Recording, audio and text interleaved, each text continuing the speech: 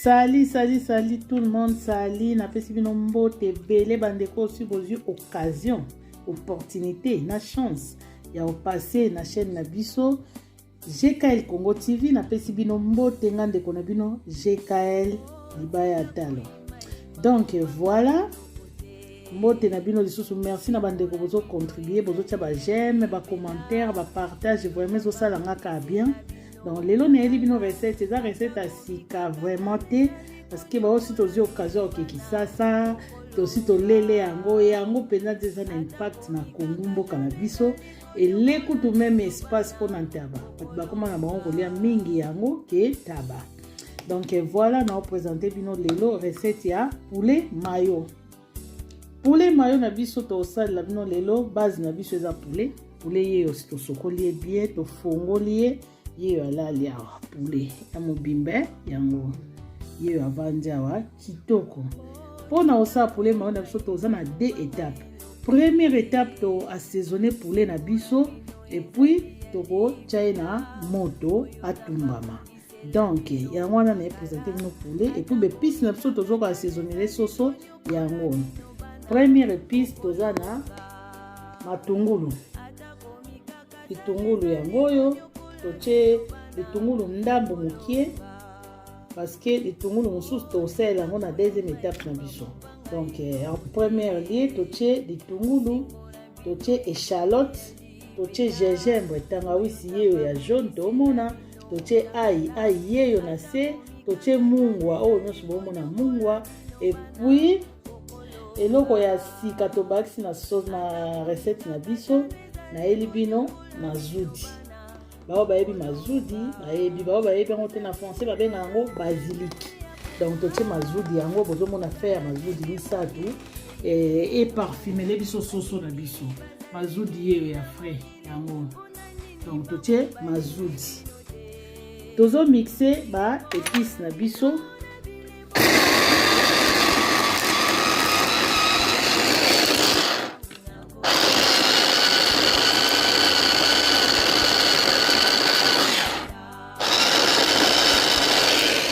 Épices koni kama malamu na kati ya moulinette na biso toche ail, tangawisi, muscade, noix de muscade, toche mungwa, toche litungulu mukie, toche lisusu échalote et puis toye ko baksa touche finale na biso feuille ya basilic yango to mixer.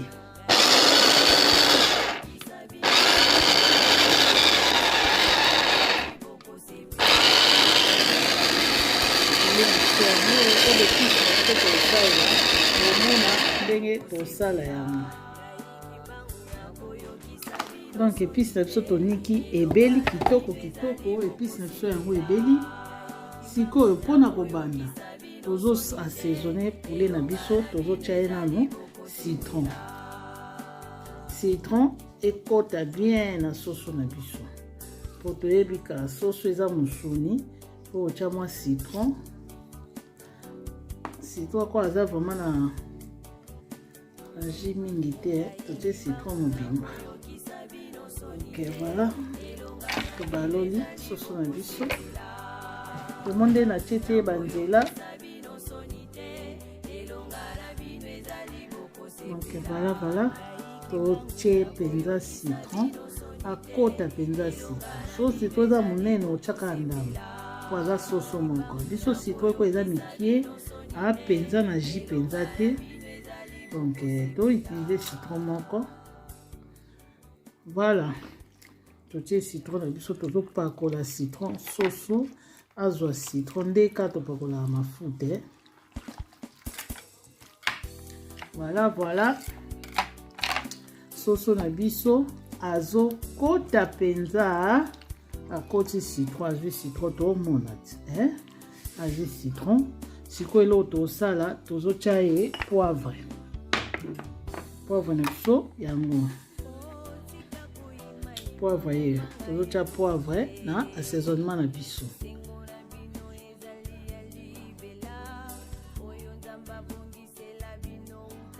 Nde tosoto poivre baloli ye na ndenga sima to vois que des sous poivre ndenga sima.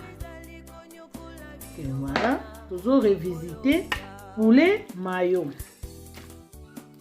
Donc voilà, les to cheboye tozo zwa sikoyo épice na biso oto mixaki na mungwa nde tozo chava ko chafo ko meka omeki épice na yo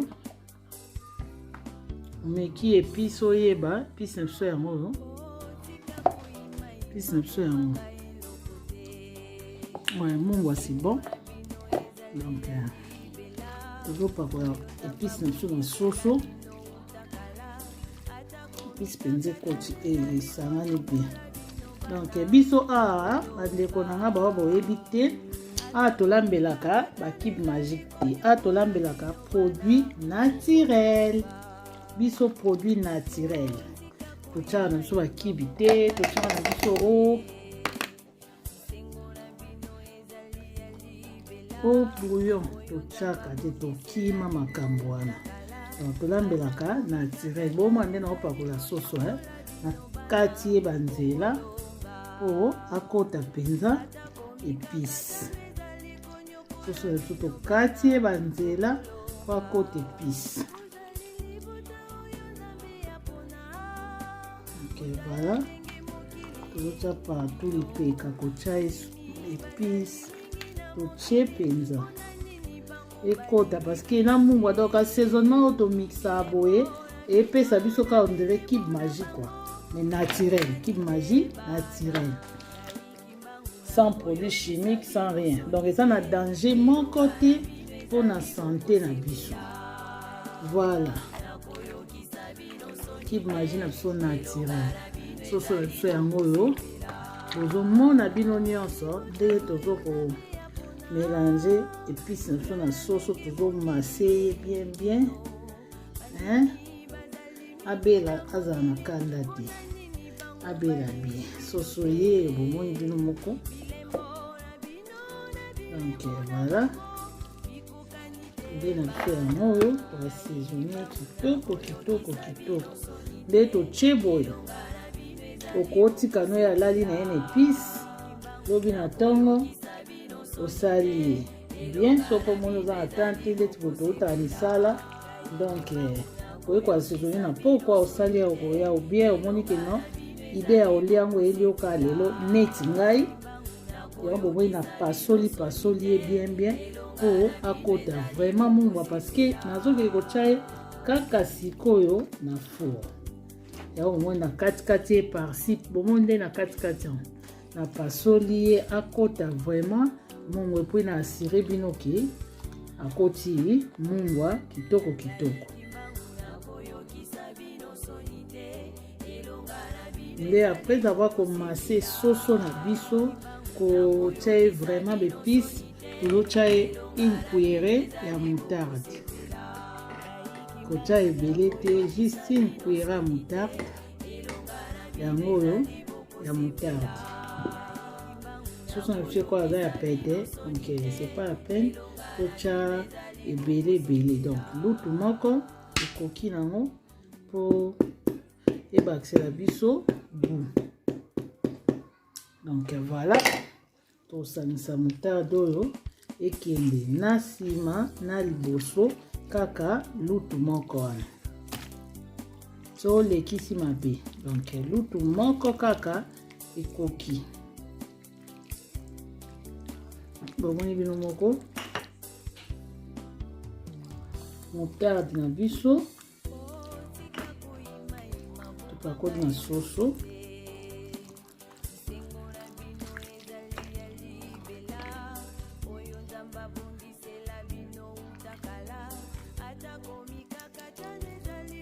donc voilà ozo soso na biso toke kotia ye na barbecue nde na olandela. Donc voilà assaisonnement na biso totie kaka biloko naturel. Donc to mixer basilic na biso tozwi 3 feuilles tozwi noix de muscade tozwi mungwa yango na totie kuna tozwi mungwa tozwi na ciboulette tozwi na tangawisi na litungulu ya mokie morceau ya boye litungulu morceau oyo totie na ai nde tomixe yango bomoni epesi biso épice oyo assaisonna oyo toassaisonne poulet na biso donc tozotia poulet na biso tozotia poulet na biso na iteli po ekende na barbecue. Donc voilà poulet na biso yango poulet na biso nde emonani so kolia yango na temps normal po kozela ebela makasi mais biso ekoa tosala yango poulet mayo nde nayebisa ye bino donc na eta nango boye c'est bon. Donc vraiment poulet na biso na eta oyo ekomi c'est bon. Tolongola poulet na biso toke kosala nango mélange assaisonnement. Nous omoni mai ebimi poulet na biso asali neti alanda koma doré donc yo tobale na barbecue omoni nde eta na ekomi. Donc voilà toke siko na poulet na biso po topréparer yango deuxième étape. toke kosala deuxième étape ya poulet na biso otie na barbecue so oza na barbecue te okotya na yo mpe so oza na barbecue te okotya no mpe na four bandeko.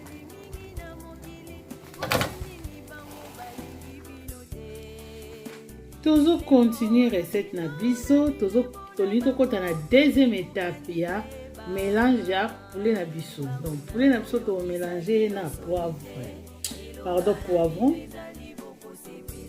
poivron yango oyo tomona. Donc poivron rouge, poivron jaune, tokati na piment vert, piment jaune, pilipili ya pilipili. Après toza na matungulu na biso. Donc voilà, à côté na yango likolo nango toza na papier film, papier four, papier cuisson. Papier cuisson yango totumbela poulet na biso. Papier cuisson yango likolo nango toza na papier cuisson, toza na assaisonnement na biso yango totia ya dernière minute. Donc étape na biso oyo elandi yango poivron na biso yango oyo obomoni na kati yango ba mini poivron yango natie deux ya rouge, deux ya jaune, natie 4 piments na kati yango un petit morceau et puis natie litungulu moko na ndambo etikalaki na ndambo oyo na assaisonnelaki poulet na biso. Voilà poulet na biso tolongoli na four yeyo abeli penza makasi te akabolanda te ndenge asali boye bepisi kam teteli poulet na biso abeli penza makasi te abeli na ye na kati makila eza te tout ça mais aza na ye mwa mai tokata poulet na biso sikoyo na ba morceau tozwi ye mpe ya ciseau.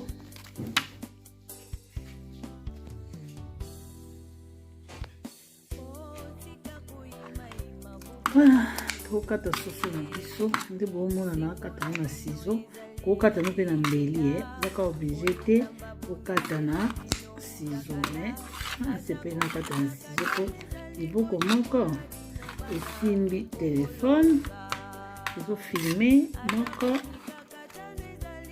ezokata. Donc tokata soso na biso nde bozomona na bamorceau.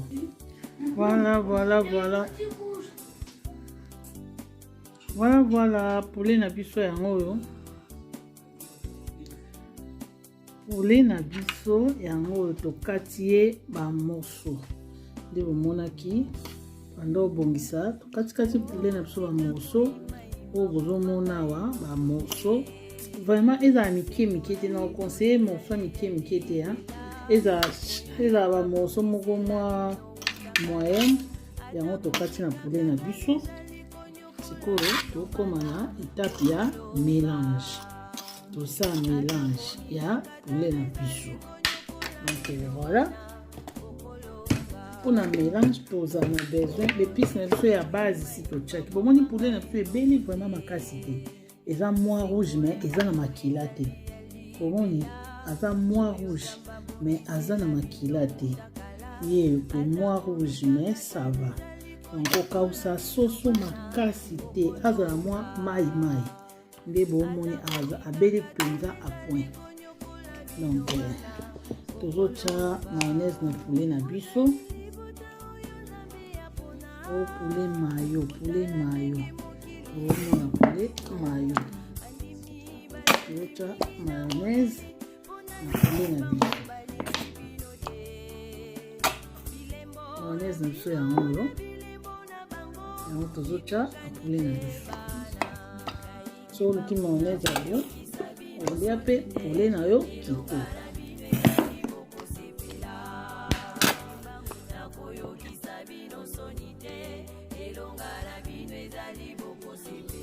donc voilà mélange na biso bandeko yango oyo mélange ya poulet na biso totie mayonnaise na biso yango oyo totie mayonnaise na biso yango oyo donc sikoyo tozotya matungulu na poulet na biso donc ozosangisa yango po kosangise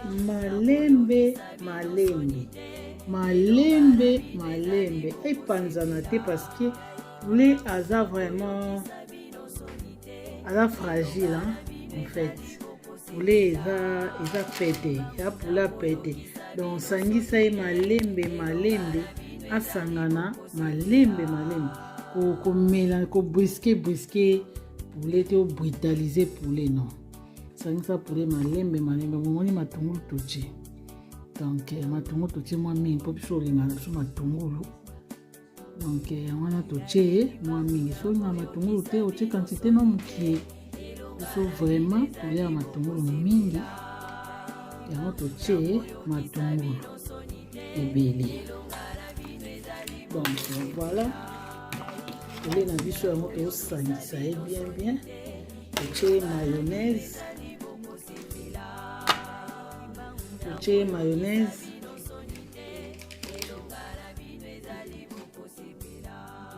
tosangisa poulet na biso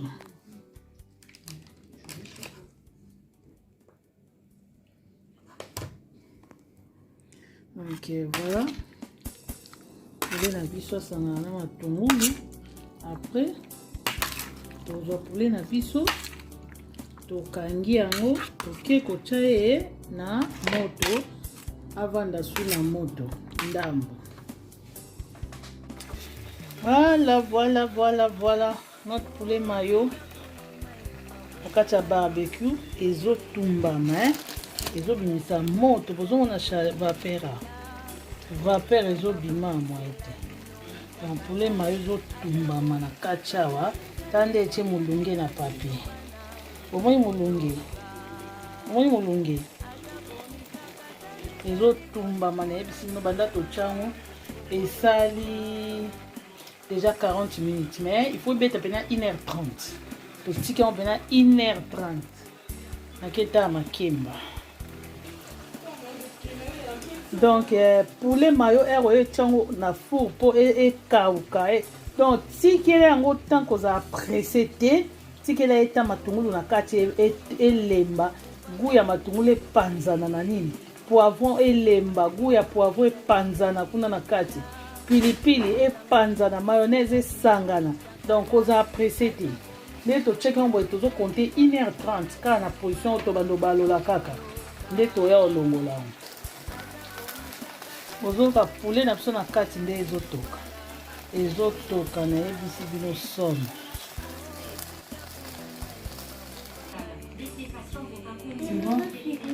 voilà Linda maman na ngai voilà poulet mayo wow je vous signale et puis je vous rappelle tochaki huile te omoni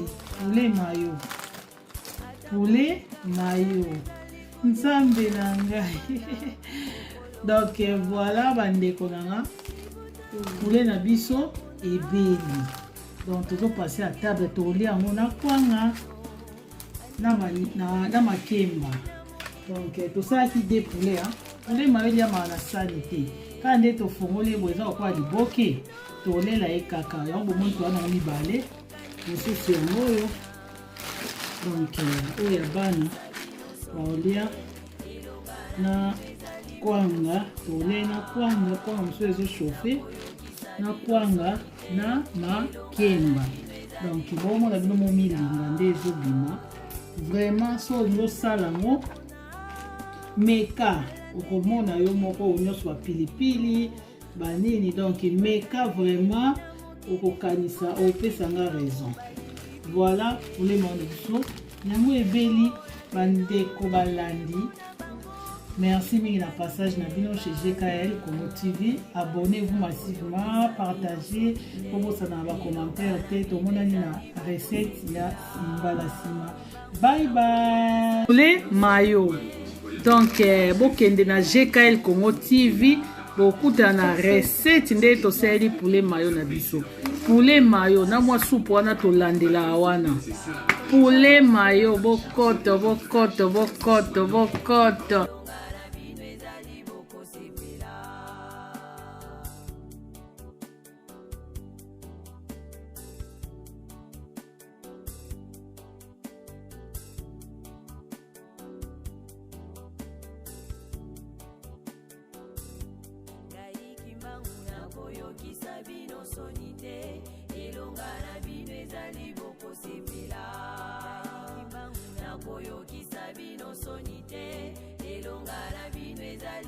Sepela,